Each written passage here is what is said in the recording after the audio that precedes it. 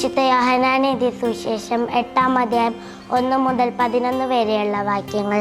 പിടിക്കപ്പെട്ട വ്യഭിചാരിണി. യേശു ഒലിവുമലയിലേക്ക് പോയി. അതിരാവിലെ അവൻ വീണ്ടും ദേവാലയത്തിലേക്ക് വന്നു. ജനങ്ങളെല്ലാം അവൻ്റെ അടുക്കലെത്തി. അവൻ ഇരുന്ന് അവരെ പഠിപ്പിച്ചു.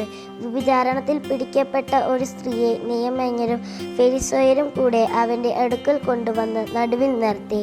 അവർ അവനോട് പറഞ്ഞു, ഗുരു, ഈ സ്ത്രീ വ്യഭിചാരണത്തിൽ പിടിക്കപ്പെട്ടവളാണ്.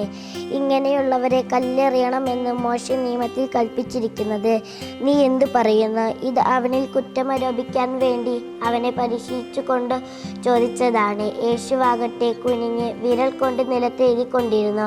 അവർ ആവർത്തിച്ചു ചോദിച്ചു കൊണ്ടിരുന്നതിനാൽ അവൻ നിവർന്ന് അവരോട് പറഞ്ഞു, നിങ്ങളിൽ പാപമില്ലാത്തവൻ ആദ്യം അവളെ കല്ലെറിയട്ടെ. അവൻ വീണ്ടും കുനിയെ നിലത്ത് എഴുതിക്കൊണ്ടിരുന്നു. എന്നാൽ ഇത് കേട്ടപ്പോൾ മുതിർന്നവർ തുടങ്ങി ഓരോരുത്തരായി സ്ഥലം വിട്ടു. ഒടുവിൽ യേശുവും നടുവിൽ നിന്നിരുന്ന ആ സ്ത്രീയും മാത്രം ശേഷിച്ചു.